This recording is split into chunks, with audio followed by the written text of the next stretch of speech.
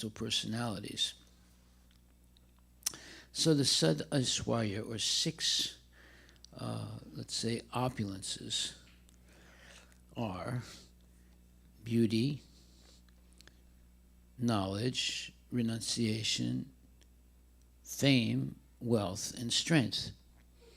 Now, many people have these qualities, but the person who has these qualities completely, and no one else can emulate, is the Supreme Personality of Godhead. Well, we can see Krishna right now. He is extraordinarily beautiful. And as far as knowledge goes, Krishna is all-knowing. He has complete knowledge of everything because he's the origin and creator of the universe, of our bodies, of time, and of the cycles. He controls all the different cycles of nature: birth, old age, disease, death, etc. And then he is all knowledgeable. He's a source of all knowledge. Krishna is in the heart of every living entity, and from him comes knowledge. And also, he is the most renounced, he's the most famous, he's the most wealthy, he's the most powerful, most beautiful. So these are Sad Aishwarya, six transcendental qualities that the Lord has that we also have, but not completely like he does. Because there are people in this world that are beautiful, knowledgeable, renounced, famous, wealthy, strength, powerful. But Krishna has these qualities 100%. And we may have these qualities 5%, 10%, like that, but not 100%. That's one difference between living entities like you and me and the Supreme Personality of Godhead, Krishna. Then there's something called Asta Gunas. They are the following. And Krishna, he's always untouched by the modes of material nature. So in material nature, you have three modes. There's goodness, passion, and ignorance, or sattva, rajas, and tamas. So Krishna is untouched by these modes of material nature. He himself has produced them.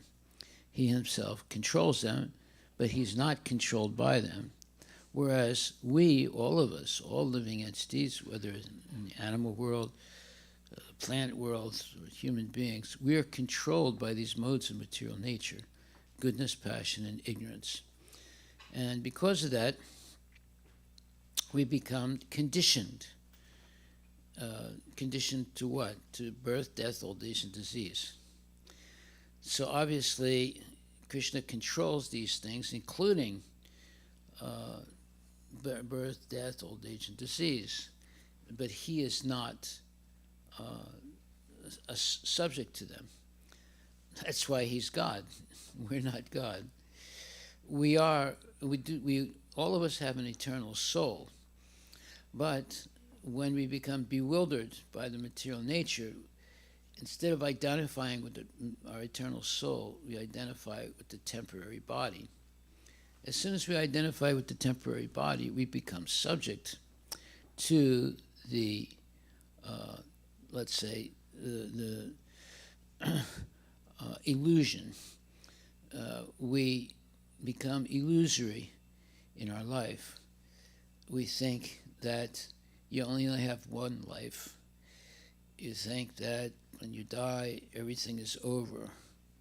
You think that the real goal of life is to make a lot of money and spend it and have sense gratification, and so forth. All these false concepts enter into the mind due to bad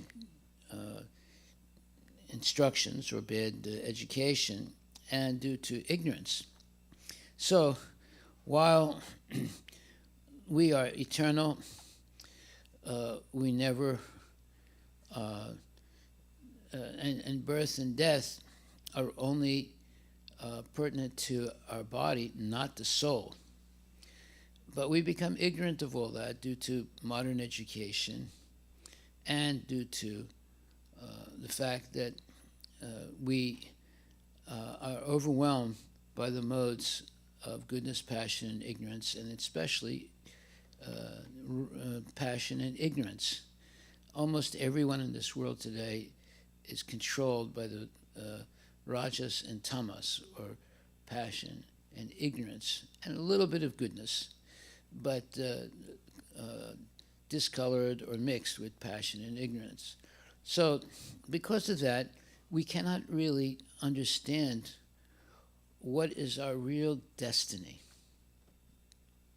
Most people think, well, destiny, what are you talking about using all these words? You're born, you live, you have some, you work, you may have a family, and then you get old, and eventually you die. That's it. Well, that's not it. That is ignorance to think like that. We're much greater than that.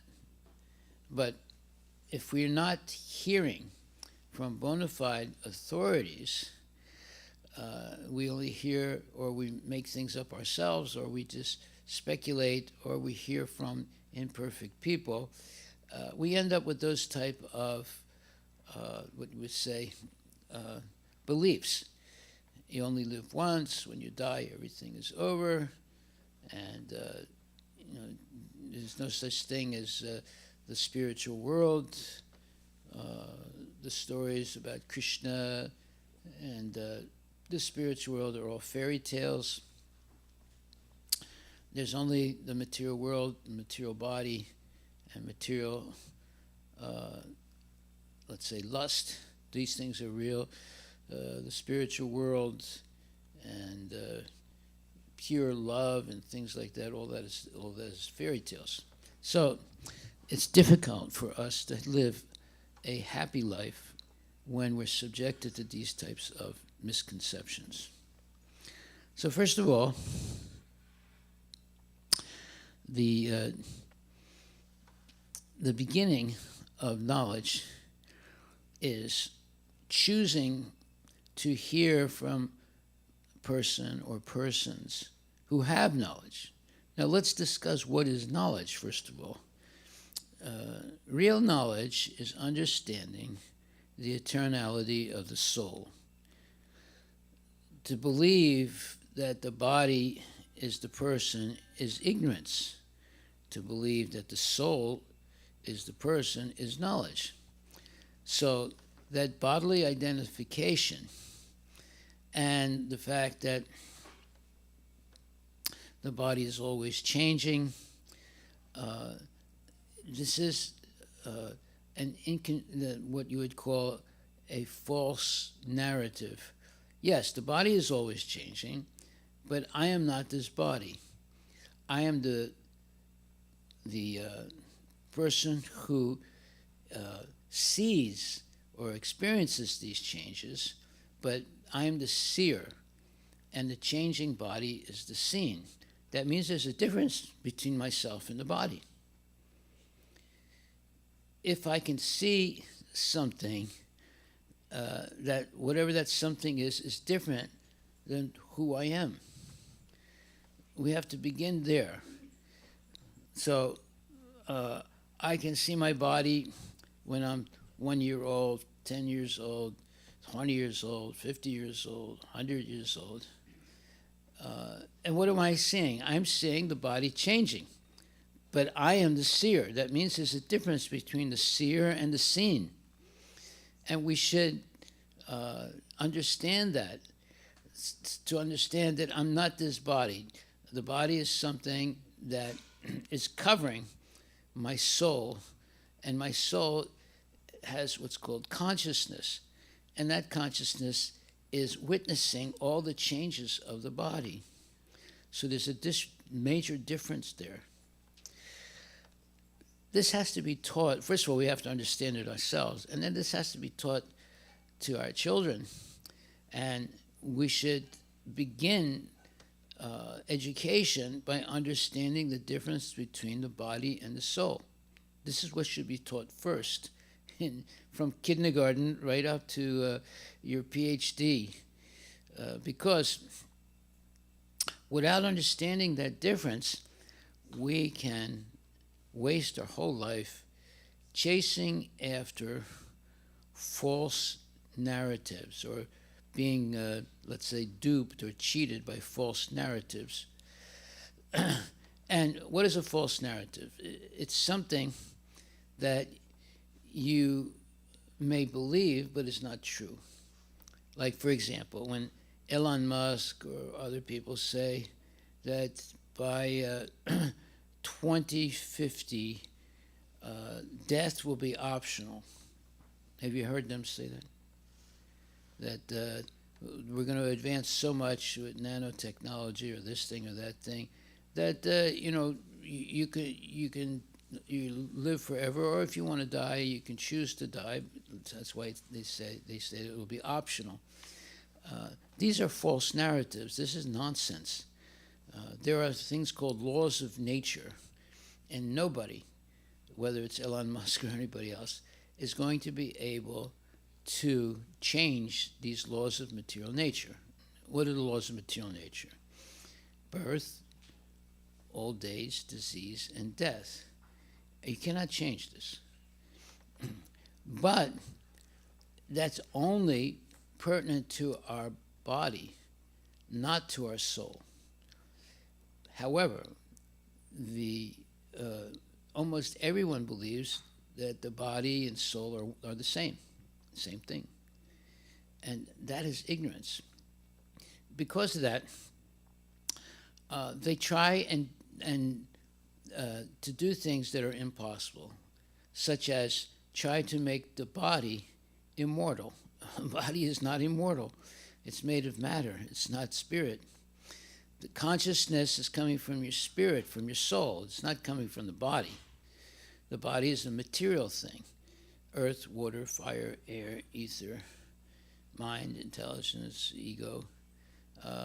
That's different than these things are different than the soul. All these things are temporary, but the soul is eternal. So, unless we understand these basic facts, we live in an illusory world.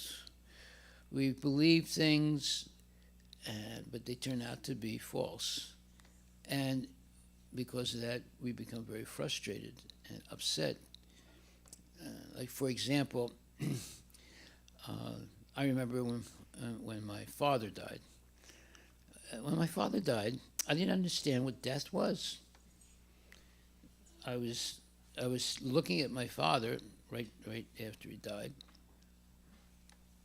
His body was there, but he was not talking. He was not breathing. And then they took him away, took his body away, and eventually they buried him. I didn't understand what that was. I wasn't afraid or anything. I just didn't understand. What does it mean that he's dead and I'm never going to see him again? So, of course, I was only like 8 years old at that time. But I remember being confused. Why? Because I had not learned yet that there's something called a soul. I just knew about a body. And they took the body away, and that was it. There's no father anymore. But there is, now the point is, that's going to happen to me also. And I didn't quite realize it at that time. I was only like 8 when my father died, but later on, when my mother died, and then my brothers died, and my auntie died, and uncles died, and little by little I was understanding, listen, there's such a thing called death. That means that you disappear. You're no longer there, at least in the eyes of the people that are living. So eventually I understood that this is inevitable. This is like laws of nature: birth, old age, disease, and death. And it's not a nice thing. It's, when a baby is born, they're not born laughing and full of joy. They're crying. And when you get old, you don't like it at all because it's full of sickness and so many different problems with the body. And when you get sick, it's not a nice experience. And when you're on the cusp of dying, it's not a nice thing. So we see that even from the moment of birth, there is suffering, there's difficulties, there's confusion, and ultimately there's death. Now, the question that should be asked is, why is this happening to me? How did I get into this predicament of these laws of nature, being controlled by these laws of nature: birth, old age, disease, and death?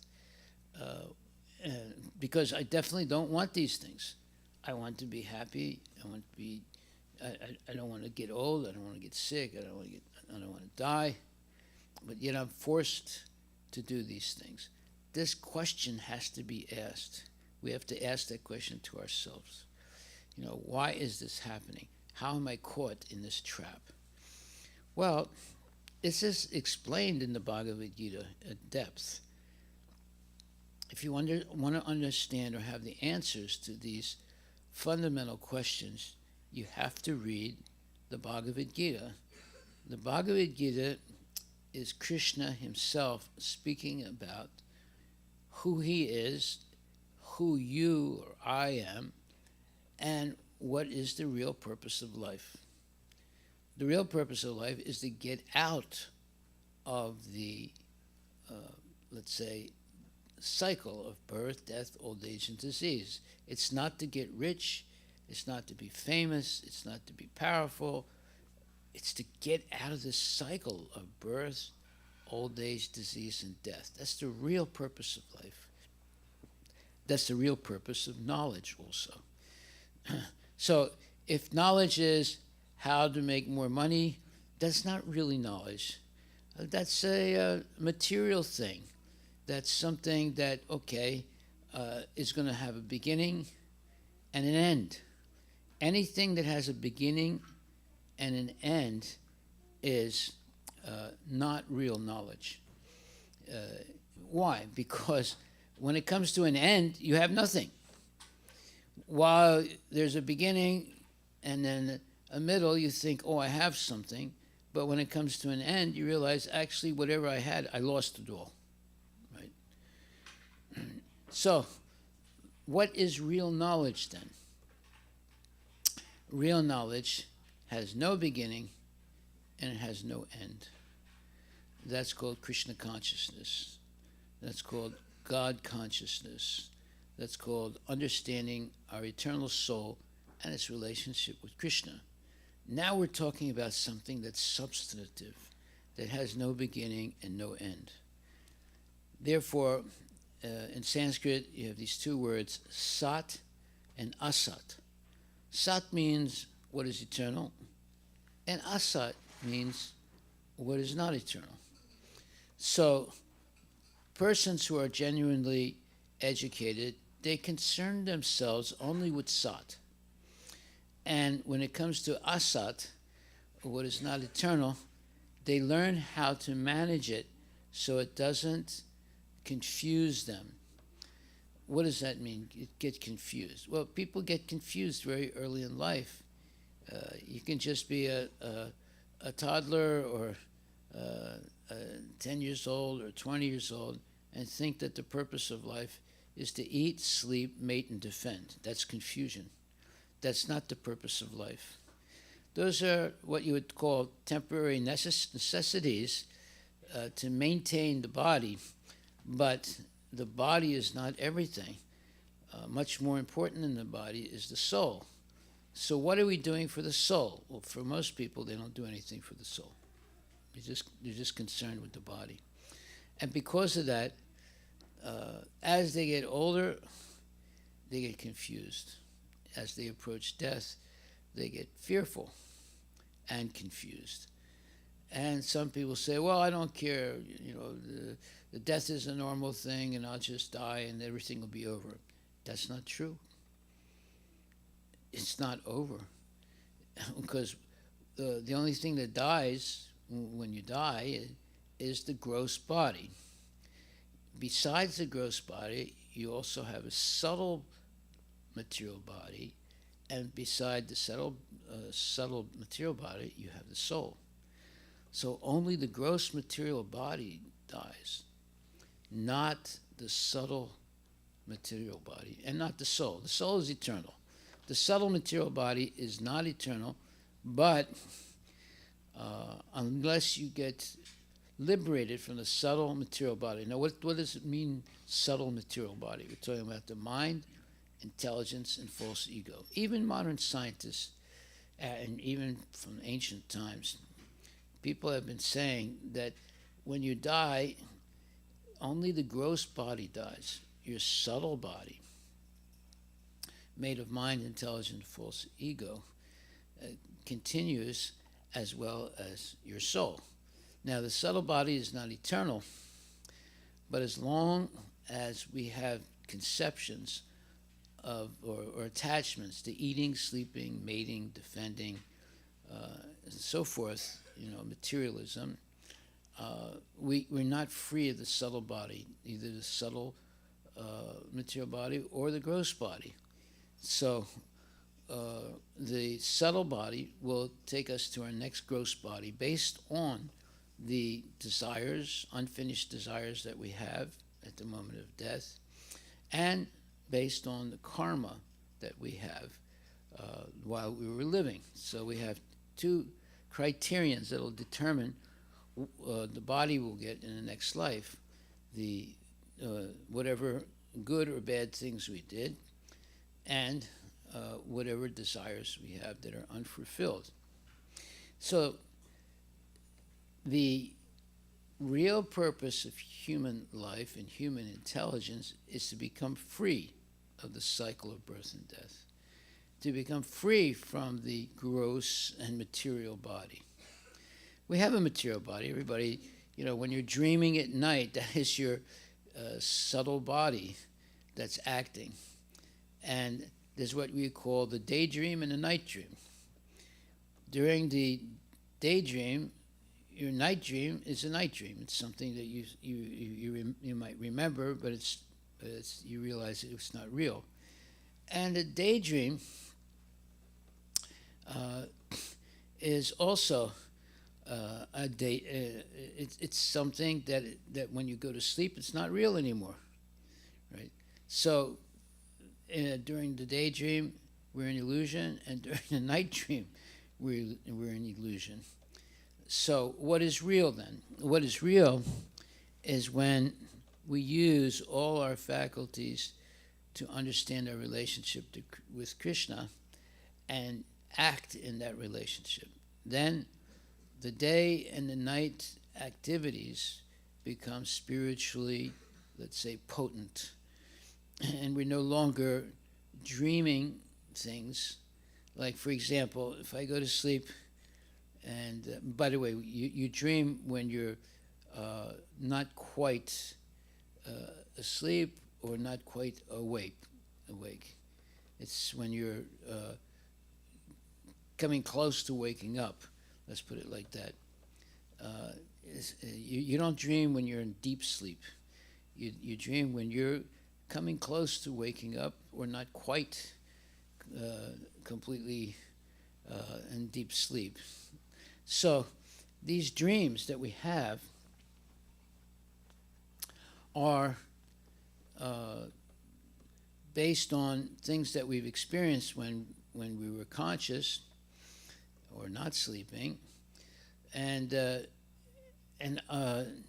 desires that we have, and oftentimes the mixture of them. So during the day, you might go and see Mount Rainier, and at night when you go to sleep, and then you might have a gold ring, and then when you're sleeping, you see a golden mountain. Now, is there a golden mountain? Well, there might be one. Otherwise, you wouldn't be able to conceive of it. But the reason you're seeing that in your dream is because you went to Mount Rainier and it was a big mountain, and you also have a gold ring on. So we see there's a lot of things going on when we're let's say awake, and a lot of things going on when we're sleeping. Now, in deep sleep, you don't see these things, but when you're not really in deep sleep, you're coming out of it or you're just going into it, you begin to dream.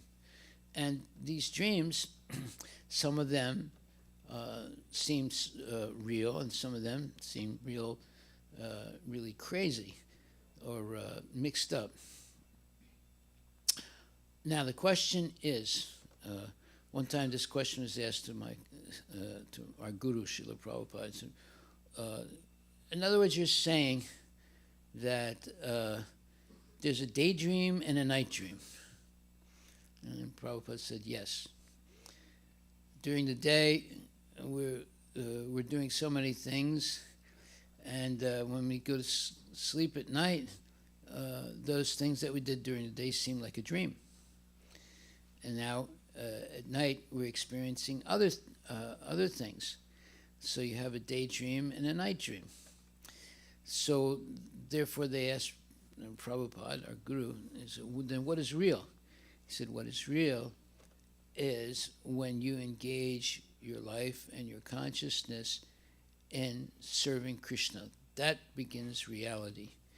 But when you're dreaming and in sleep, or during the day when you have so many desires that you're thinking about how to satisfy them and working hard to achieve them, those are all dreams that come and go. They have a beginning and an end. But when you become Krishna conscious, now you're thinking about something that is eternal, that has no beginning and no end. Now you're coming to the level of the soul. That's the way we should live. We should live at the level of the soul. We all have an eternal soul. Now, what does that mean exactly, practically? Because we see everyone is born, they get old, they get sick, and they die. So, what does it mean to have a soul? Well, the soul is who we actually are. And the soul has no beginning and no end. The only thing that has a beginning and end is material, the body. The body has a beginning, the body has an end. So if we live on the level of the soul, we're no longer now going to be, let's say, confused about how to live. When a person thinks that the purpose of life is to eat, to sleep, and mate and defend. Well, that's what animals do also. They eat, they sleep, and they mate and defend. And then that person is living like an animal. What differentiates a human being from an animal is when you begin to ask the question, is there a God? And if there is a God, how can I relate to him? And what is my purpose? What is my real purpose in life? Is it eating, sleeping, mating, defending, or is it something more than that? When we ask this question, we begin to try and find the answers. Now, when you want to find an answer, you can look it up on the encyclopedia, or you can ask someone who's supposed to be a pundit, or what do you call that chap? Right, you can go there and try to get the answer, right? The answer is given. The answer to all these fundamental questions have already been given by Krishna in one book called the Bhagavad Gita. If there's one book that you have to read, just like Elon Musk says, there are 9 books that you have to read. Well, no, Ilan. There's only one book that you have to read. It's called the Bhagavad Gita. If you read the Bhagavad Gita, you'll get the answers to all the questions of life. Why? Because it's Krishna, the Supreme Personality of Godhead, who's explaining who he is to Arjuna, who's asking him questions. Who are you? Who am I? What is the purpose of life? The fundamental questions of life. How should we live? What is birth? What is death? All these questions are answered by Krishna to Arjuna in depth. So there's one book, and it's an ancient book. It was spoken 5,000 years ago, and is still being read today. Like, there's no other book like that. Even the Bible does not have a 5,000 year history. And actually, the Bhagavad Gita was spoken for the first time 120,000 years ago, and then spoken again and again and again, and most recently 5,000 years ago. And today it's still extant, it's still existing.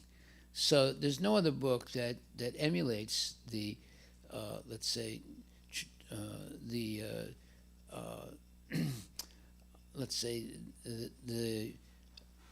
test of time as the Bhagavad Gita. Most books, I'm sure all of you have some kind of a library at home of books, right? You buy a book, you read a little bit of it, or you read the whole thing, and you put it on your shelf, and then that's it. You hardly ever touch it again, right? This Bhagavad Gita has been read and heard and discussed for at least 5,000 years in modern history, but much longer than that. Much longer than that. It was first spoken 120 million years ago. So you see, you're not dealing with something that is temporary. You're dealing with something that has eternal, let's say, validity. Whatever was spoken this 120 million years ago is still being spoken today, and is still true today. It was true then, and it's true today. So in the Bhagavad Gita, Krishna tells Arjuna that he says, Dehenosmin yitha dehe kumaran yuvanam jara tata dehantara pratidiras tatra namuyate. He's telling him that you must engage your mind and your senses in the service with love and devotion to me, to Krishna. So every one of us is engaged in service. That's our, what you would say, swarat, or that's our destiny. We all are servants. Either we serve God, or we serve the devil, we serve the family, we serve the government, we serve relatives, we serve a dog, but we're all servants. Now the question is, what is the best service? Well, the best service is when you serve Krishna or God. So that was Arjuna's problem.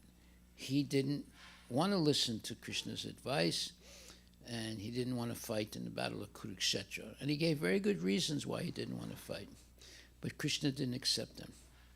See, sometimes you can give a good argument, but if it's what you're doing is basically what Arjuna did was, although everything he said sounded good, but he was saying those good things to not do his duty. Just like saying, well, if I engage in this fight, so many other men will be killed, then what's going to happen to their wives and their children? Well, that means he's a good person. He's thinking about the corollary or effects of his actions. But he was avoiding the real issue. The real issue was, is he going to follow Krishna or God's advice or order or not? So, therefore, in that particular case where Arjuna was trying to argue with Krishna that he shouldn't fight, he was wrong, because he was going to go against the order of the Supreme Lord, or Krishna. So everyone has to make a decision in life, because many times we're ordered to do things. Like, for example, there was one company that was owned by a Hindu, and all the workers in that company were Hindus. And the Hindu that owned that company, he sold it to a Muslim. So on the first day that the Muslim took over the company, he called a meeting of all the Hindu workers, and he said, all this stuff on your forehead, this red thing here, take it off, otherwise you're fired. So the next day, when all the workers came, he was examining them before they started their work, and everyone had taken off the kumkum except one man. And he looked at him and said, you didn't take this off? He said, no, sir. He said, I said you have to take it off if you're going to work here. He said, well, sir, I understand, but this is my religion, and I'm not taking it off. If you want to fire me, you can fire me if you want to. And the Muslim looked at everyone else and said, this man is a real believer in his religion. Therefore, he can keep it on. You see. So, to become a real person, you have to have real principles in life. And if those real principles are based on Vedic knowledge, then you're a real person. The Vedic knowledge is absolute and it is perfect. Just like with Arjuna. He was arguing with Krishna. He didn't want to fight in the Battle of Kurukshetra because his family members were on both sides. And he didn't want to kill them. So his arguments seemed valid. And they were valid. They were valid, but not in the particular presence of Krishna. Because Krishna's order is superior to all other orders. So now, how does that relate to our life? Is there somebody's order that will eclipse everybody else's order, like your mother's order, or your father's order, or your relatives' order, or your government's order? Well, there is. See, because there's two sets of laws in life. One is the laws of the country, and the other is the laws given by Krishna. If you only follow one set of laws, the laws of the country, well, they might become, let's say, different than the laws that Krishna gives. Like, for example, it was definitely a fact that abortion was not allowed in the United States. It was considered, infanticide or murder, right?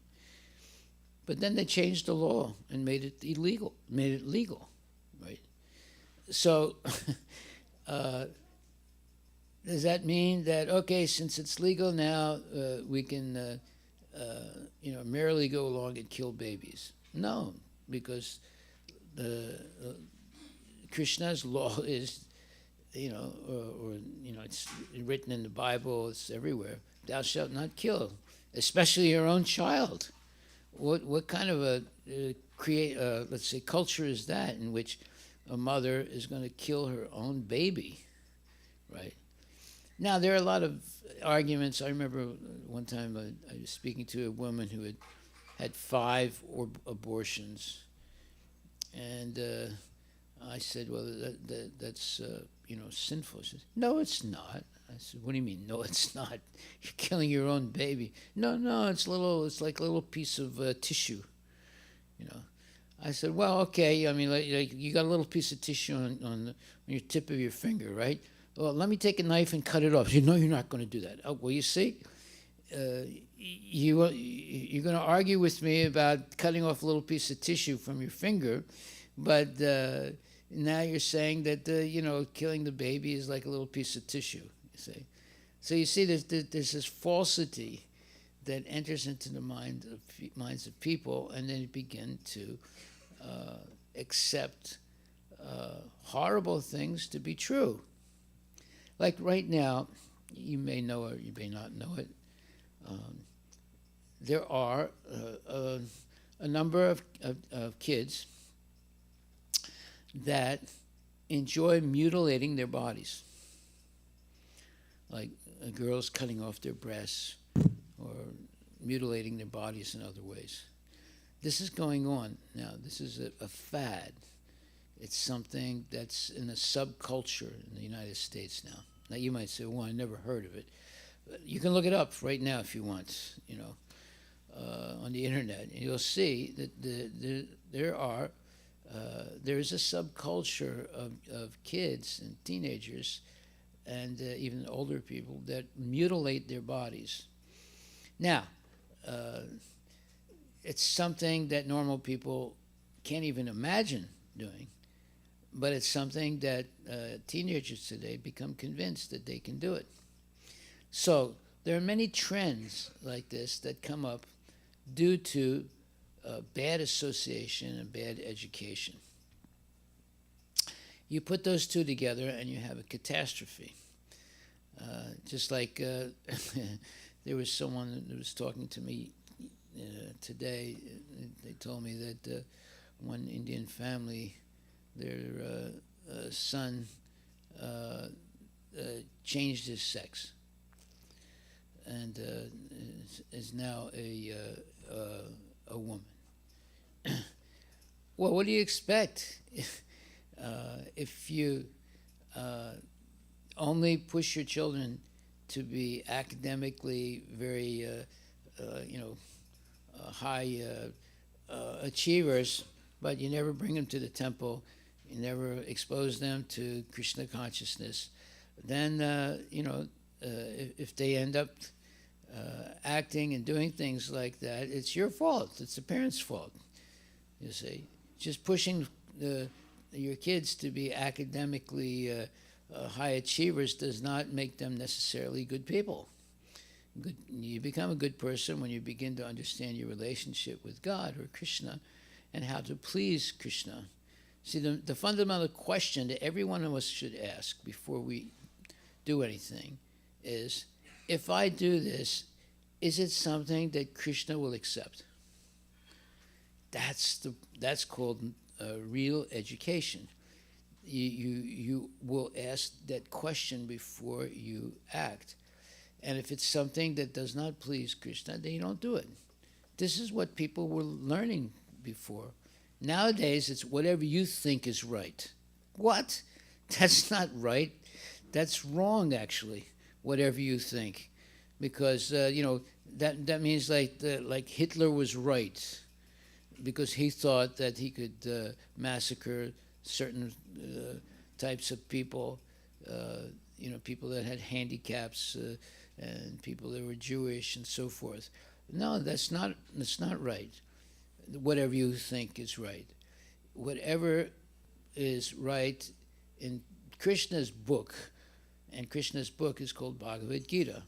So we have to learn right and wrong from the Bhagavad Gita, not whatever we think, because whatever we think will lead to all kinds of disasters. So the first thing that should be taught to a child is to discern what is right and what is wrong. The first thing they should learn is how to respect mother and father, because if they grow up and lose respect for their mother and father, they lose respect for God also, and they lose respect for following the rules and regulations of Sanatana Dharma. So we must have a society of people who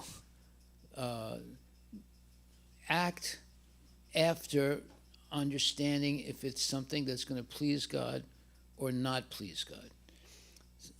That is the criterion. Is this thing that I'm going to do, is this something that God or Krishna will accept? Is this something that will be favorable for Krishna consciousness, etc. That should be the criterion of yes or no. Okay, so are they teaching this in school? No, they're not teaching it in school. Are you teaching it now? Well, maybe, maybe not, you know. But now we're making a direct, let's say, a direct explanation that our children should be taught to act according to what will please God and what will not please God. So there's a yes and a no there. If the action will please God, then yes, do it. If it's an action that's not going to please God, don't do it. So what pleases and what doesn't please? Well, Krishna has said, no meat eating, no gambling, no illicit sex, no intoxication, and then all the moral principles: don't lie, don't cheat, etc. But the main thing is not to engage in activities of devotion and love for the Lord. Then you become a educated and a civilized person. There's a lot of barbarianism going on now all over the world because there's no clear criterion of how to act. Most of the time, people think, well, whatever I think, that's right. No, there's a lot of people that make mistakes in what they think. It's good. There has to be a better criterion of how to make a decision of whether I should do this or not. And that criterion is this going to please Krishna or not please Krishna? That should be the criterion that we teach to our kids. So what pleases Krishna and what doesn't please Krishna, that is called real knowledge and real culture. So,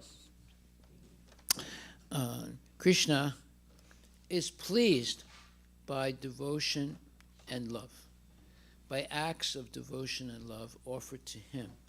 And when you offer it to Krishna, then he offers it back as his prasadam, and then you distribute the Krishna prasadam to all others. Now we have something tangible for a civilized culture. Culture means how you do things. So if we learn to do things by only offering Krishna what he wants and then offering it to him with love and devotion, then he offers it back as his prasadam, and then you distribute the prasadam. You take it yourself and you distribute excess prasadam to others. Now we have a real culture. It's not based on lust, anger, greed, envy, and let's say violence.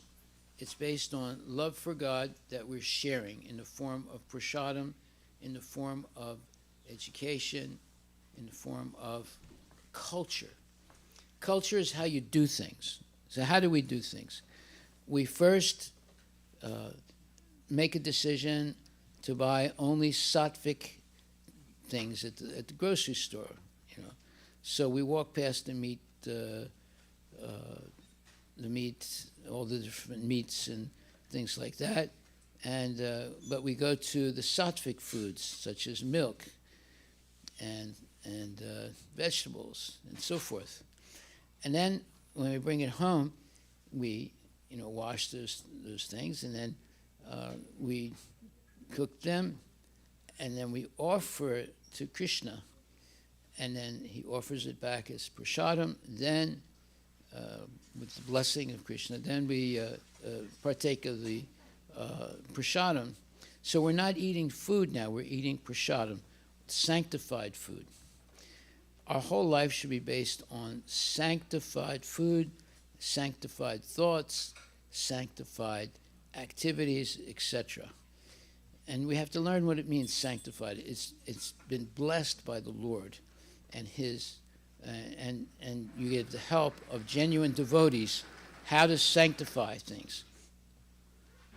So if we live like that, all of a sudden life changes from always being harassed by old age, disease, death,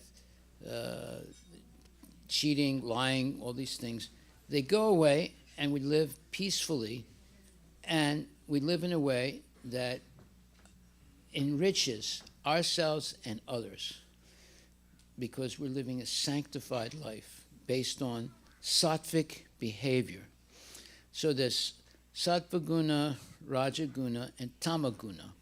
Guna means different influences, and there's the influence of goodness, the influence of passion, and the influence of ignorance.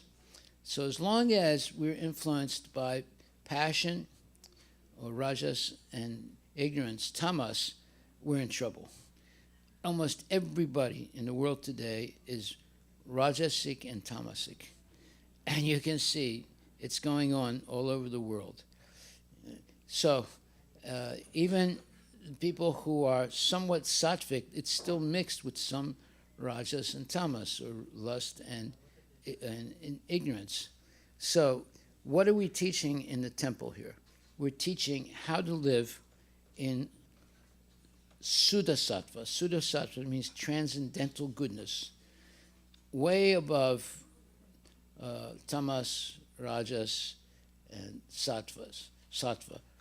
Transcendental goodness is when you're following the rules and regulations given by Krishna. Where are those rules and regulations given by Krishna? In the Bhagavad Gita.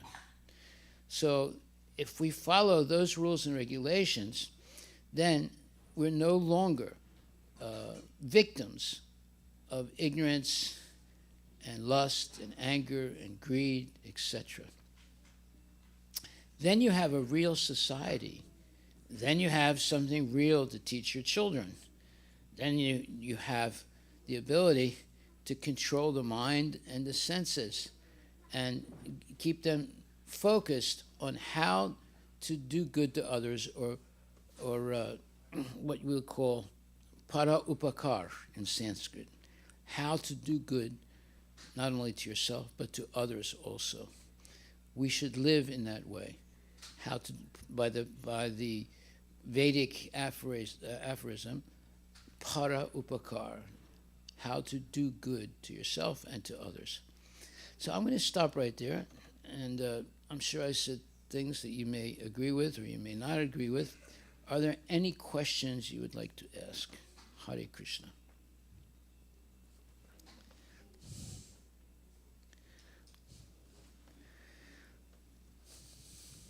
Hare Krishna Maharaj. Yes. Maharaj, I have two questions. One question is, like, we understand we are not soul, we are body basically. We live life like that. We understand? Are you sure we understand? Means that's what I understand. Basically, I am body, I am not soul. Because I live my life according to that. Every aspect of my life is start from my body. So how one can change this understanding the real way, basically? Come to the class. Yeah, I'm doing that. And do it on a regular basis, because And our disease is forgetfulness.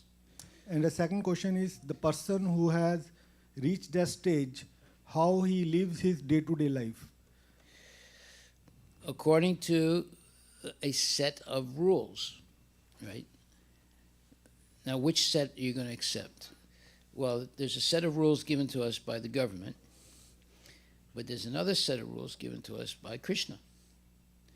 So we have to follow both sets to live in this world in a realistic way. So what are Krishna? Where can you find Krishna's set of rules? In the Bhagavad Gita. Where can you find the set of rules of the society? Well, you have the rules of the route, how to drive. You have rules in your company, what you can do, what you can't do. You have rules, some people follow the rules in the Bible, some people follow the rules in the Torah, some people follow rules in the Quran.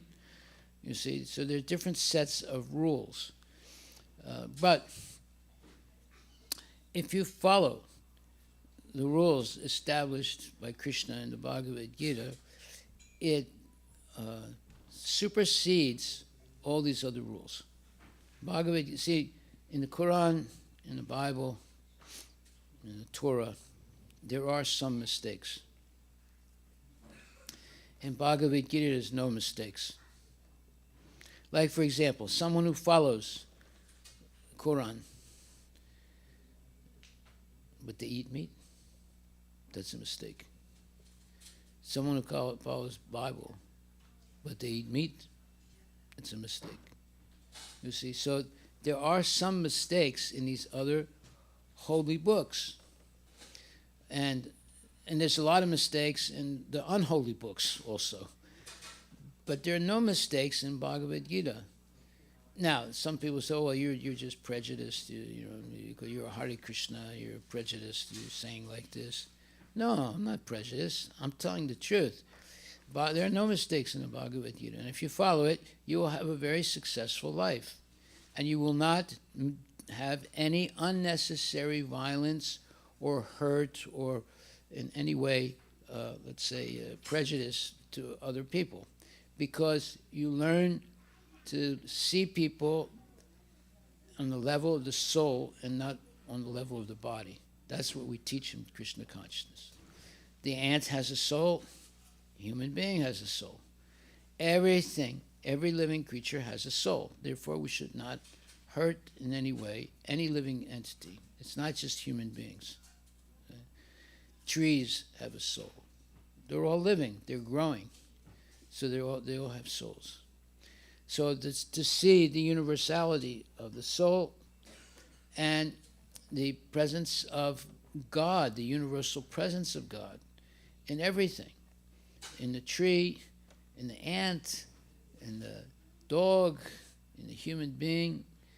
So what is real education? It's when you learn to see things correctly.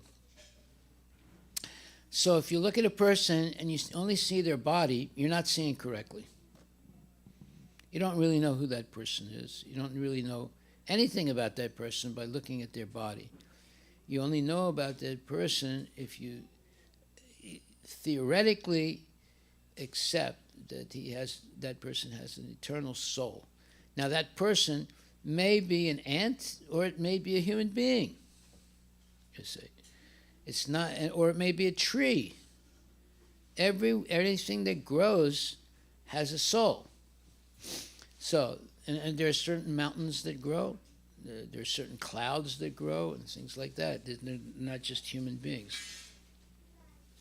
So the universal vision of Krishna or God is what makes someone civilized, makes someone a person who will not cause unnecessary harm to anyone. It makes someone self-controlled, to make someone a good person. See? This is what we're aiming at, to help people become good people, but really good, not, partially good, but completely good, because they will not hurt anyone, not themselves and not others, and not anything.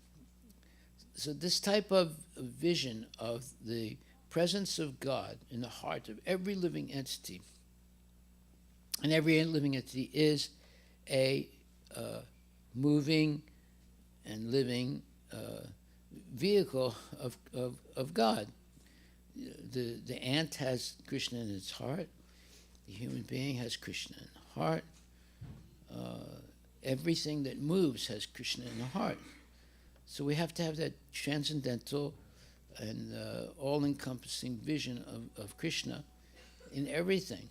And he is in everything. He says himself, he says clearly in the Bhagavad Gita that he is present in everything.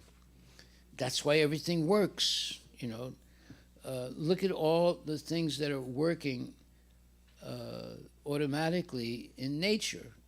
How is that happening? We don't know. I mean, you know how you make you digest your food, Prabhu? Are you controlling it? No, I don't either. I don't know. The women, do you know how you make baby in your womb? You don't know. The doctors don't know. They can say something, but they can't do it, though, you see. So here's something that's going on in your body. You don't even know how it's happening. You see, these are all mysterious things. Why? Because there's somebody else that knows, somebody else that has higher knowledge, someone else who can form an complete human body. It's a miracle, you see.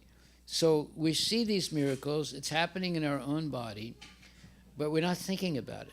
And because of that, we're thinking more about, the war between Ukraine and Russia, this thing, that thing, politics, so many things we're thinking about, but we're not thinking about the fundamental things. That is, how am I going to free myself from the cycle of birth and death? Now we've come to reality. Now, what is the answer to that? The answer to that was given by Krishna 5,000 years ago to Arjuna. You don't have to reinvent the wheel in every generation. The answer to that is you surrender, Sharanam, to Krishna, the Supreme Personality of Godhead. And surrender means you follow his instructions. So if you just follow the instructions that Krishna has given us in Bhagavad Gita, you will have a perfect life and you go back to Godhead. You'll achieve the purpose of human life, is getting free of the material body and going back to Godhead in your eternal spiritual body. So that's the answer to your question? Yes, Maharaj. What was your question? My question was the person who has realized that he's not body but soul, how he conduct his day-to-day life in this material world. Yeah, and I said the answer is Bhagavad Gita. In the Bhagavad Gita, Krishna tells you what you should do and what you should not do. Right? In the Mein Kampf, written by Hitler, he was explaining what the Germans should do and what they should not do. Right? But he's not God. Right? Every book will tell you what you should do and what you shouldn't do. Every book that's written in the world. It'll say, eat this, don't eat that. Go here, don't go there. Right? These people are good, those people are bad. So every book is going to tell you, don't do this, do something else. But the best book that gives the best advice is called Bhagavad Gita. You just follow what Krishna has said in Bhagavad Gita, you'll never have any problems. Then you'll be able to live a peaceful and happy life without causing unnecessary violence to yourself or to others. Hare Krishna. Hare Krishna, Maharaj. Any other questions?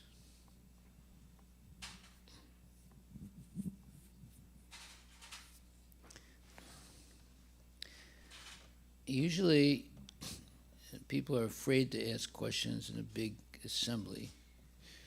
Go ahead.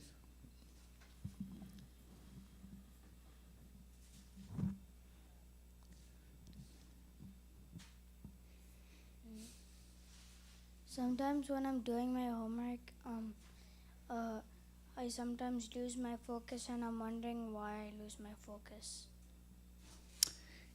Because you're watching television or movies or games, what do you call those games? Video games. Those things are teaching you not to be able to focus on one thing. See, all those things are based on binary technology. You look this word up, binary technology. Binary technology is ruining people's ability to focus on one thing. What you want is monary technology, how to focus on one thing.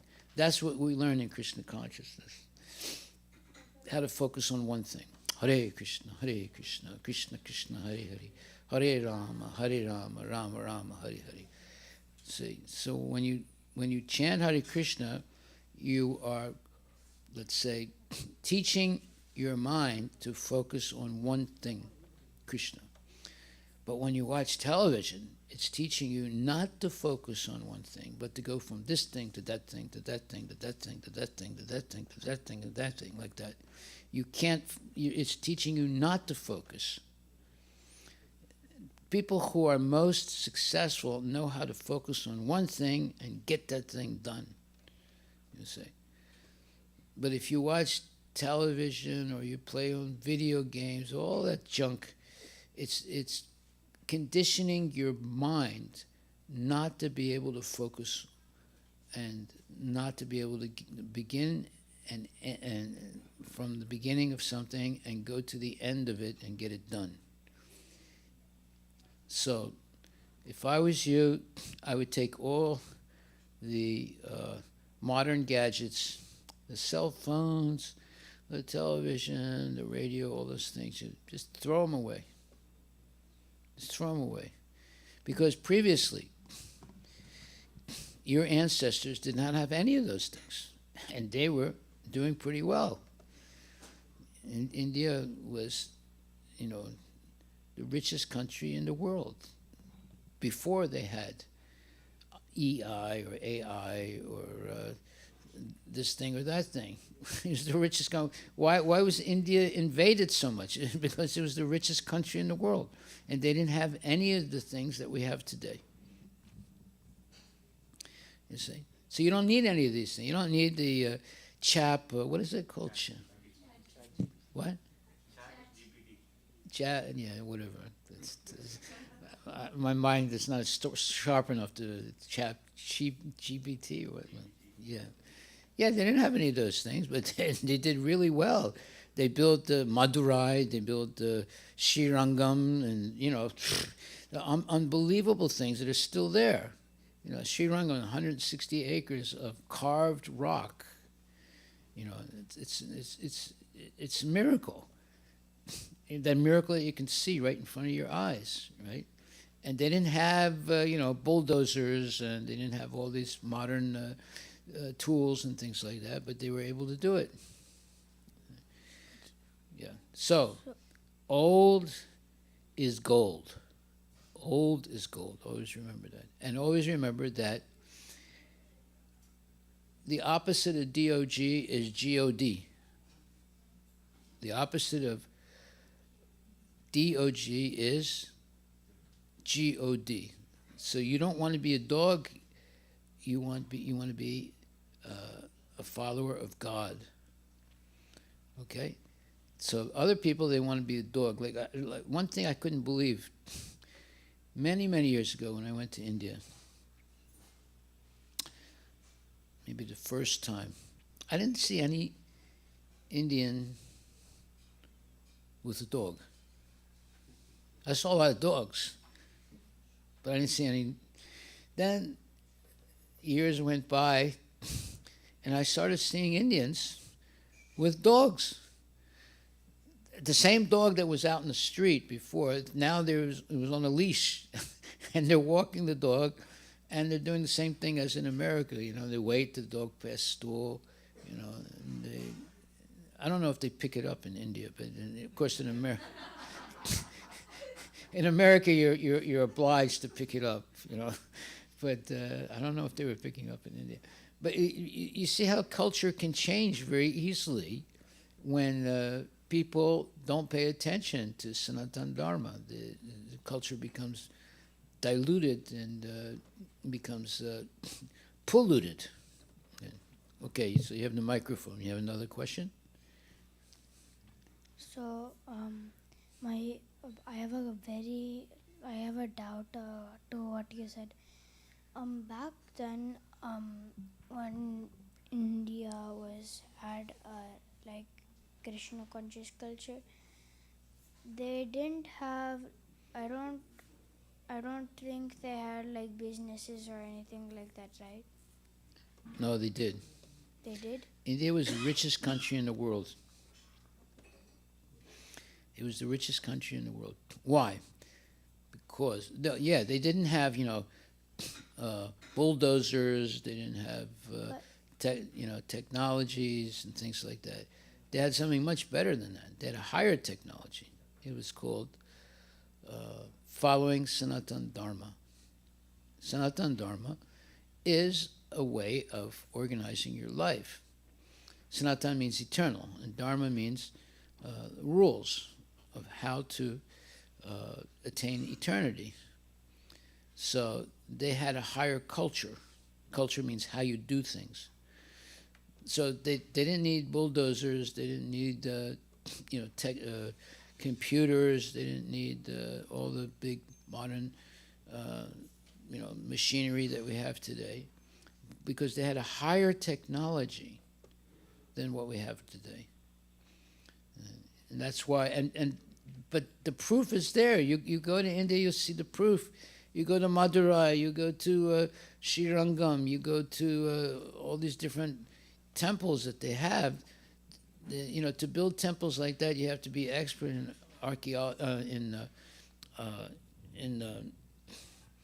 in science to build temples like that. In the ability to carve stone and fit it together exactly right, and to build these big temples. It's not easy to do it, and carved rock and everything. So you're seeing the proof of a higher culture that was ancient. And today it's very difficult to emulate the same type of building and architecture as before. Go ahead. And one thing I wanted to add about the clarification, that they didn't have businesses and they still... No, they had business. Why you say they didn't have businesses? I Europeans were importing things from India for 2,500 years ago. But how would it... They were importing spices and sense- so many things. Go ahead. in a sense of what we do now, we have to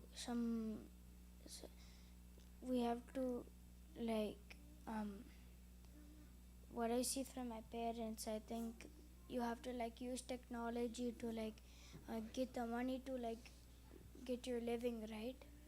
So I just have a doubt about how to... Okay, now wait a minute. Have you been to India? Yeah. You have? Okay, so have you seen the temples in India, especially the older ones? No, not yet. Okay.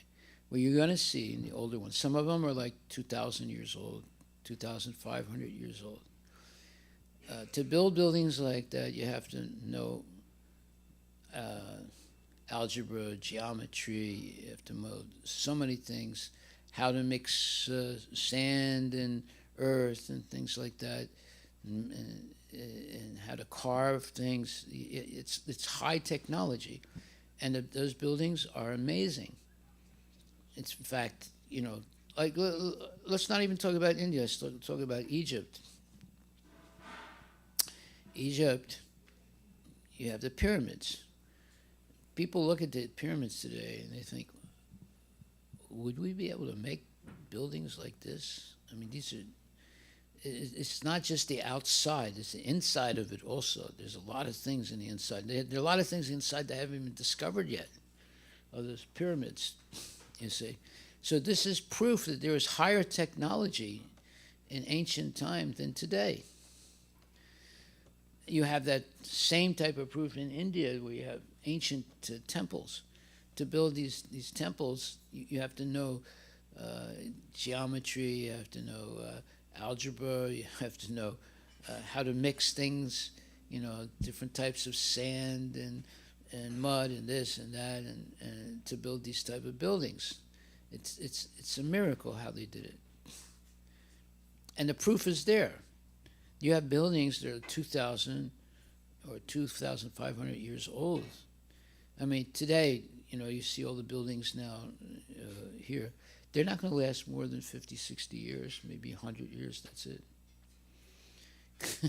They're not made to last more than that.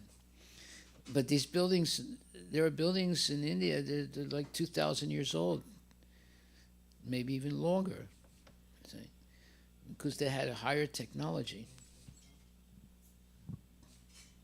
Okay? Any other Maharaj. questions?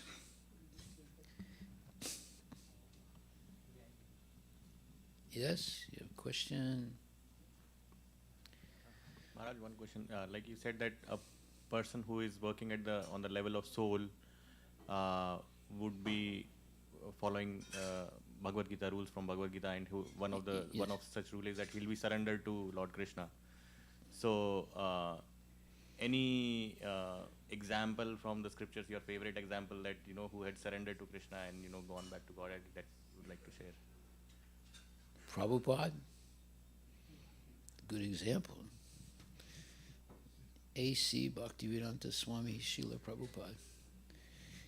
There's millions of examples. What are you talking about? Millions of examples. Just to get inspiration. There's one right there. There's one your right there. Favorite from scriptures is what I want. Prabhupada based his life on Bhagavad Gita. And he went back to Godhead.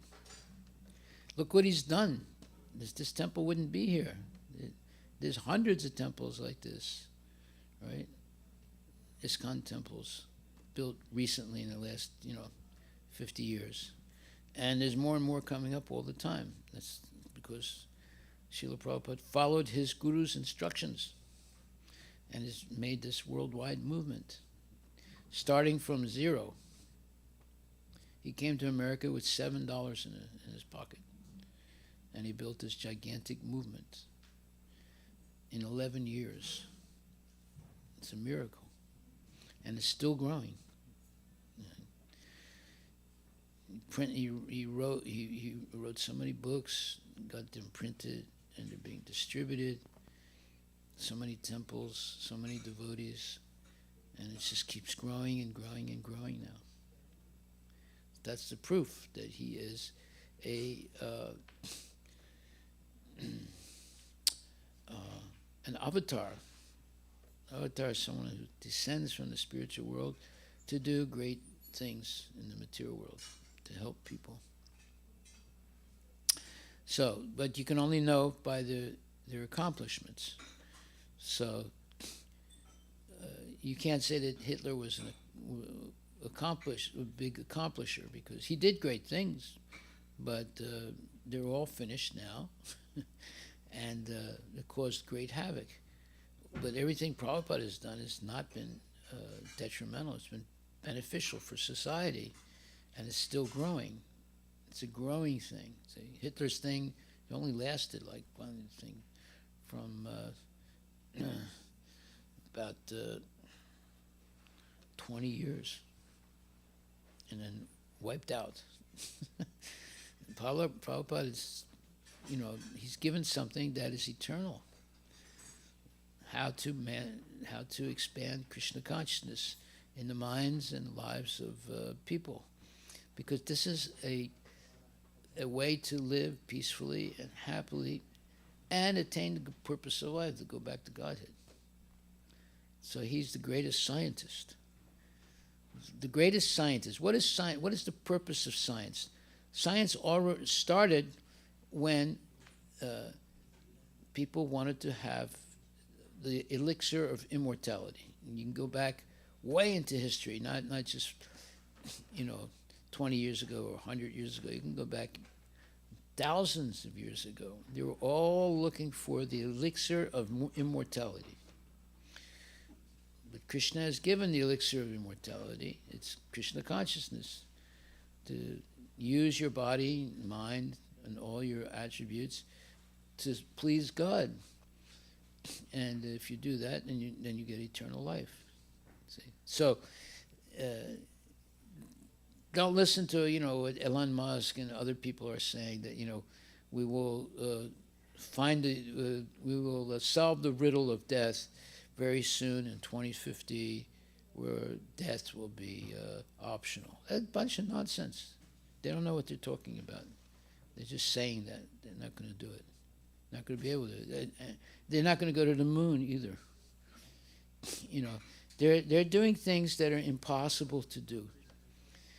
But, and they always say, well, by 2040 we'll be able to do this, or by 2050 we'll be able to do that. And 2040 comes, they say, well, just like they said, we went to the moon 50 years ago. You did? How come you didn't go in the last 50 years? Well, no, we're going to go now again. This is all a bunch of nonsense, you see. And as long as you don't think clearly, you believe that nonsense. They never went to the moon, number one, and they're not going to go to the moon now either. You know, they're going to try. They're going to say, "Well, we landed a rocket there. We're going to get a rocket there." You have no way of proving it anyway, or validating that they actually did it, and they have nothing to show for it, right? So, but you can believe when Prabhupada says you can go back to Godhead in this lifetime if you just follow Krishna's instructions.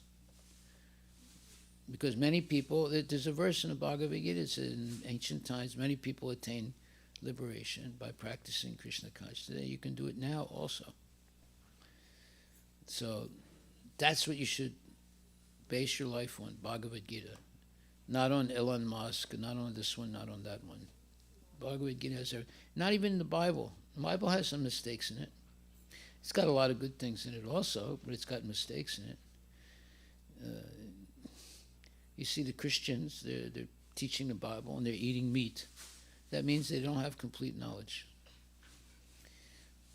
But you have Bhagavad Gita, there's no mistakes in it. Everything in it is perfectly correct. But Bhagavad Gita, Yata Rup, as it is. Prabhupada's translation of it and his purports. Okay, so we'll stop there. Thank you very much. Oh yeah. Okay, go ahead. Abortion.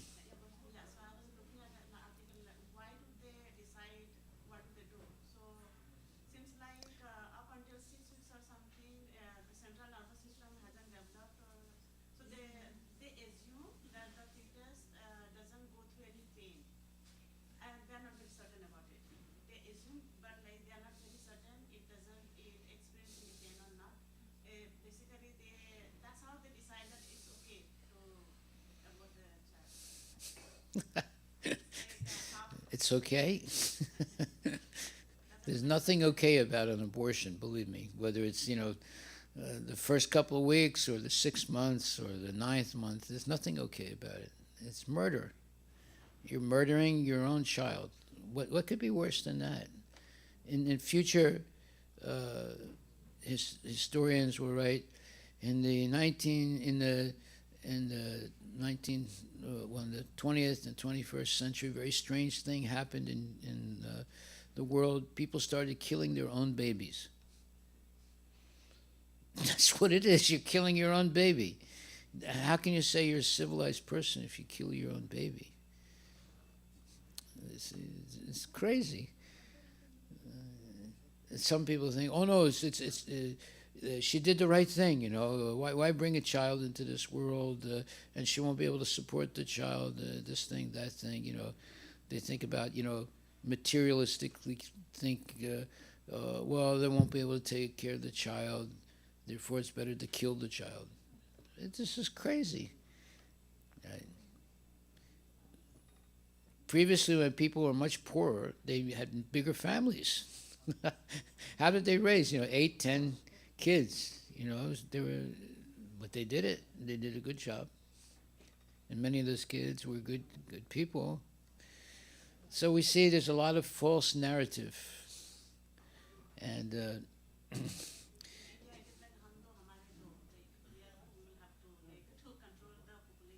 what's that? What is it?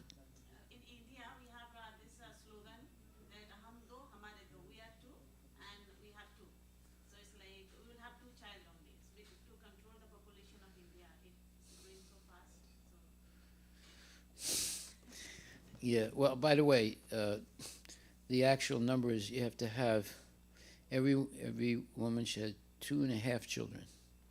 Otherwise, eventually, you will not have enough births to maintain society. So they don't have their math right. Yeah, that actually works for only Hindu people. Muslims, they don't follow it. They have like a good amount. That means the Muslims are smarter than you. They're much smarter. They say, oh, let the Hindus believe whatever they want. We know what we're doing. Haribol. Okay, thank you. Hare Krishna. Wait.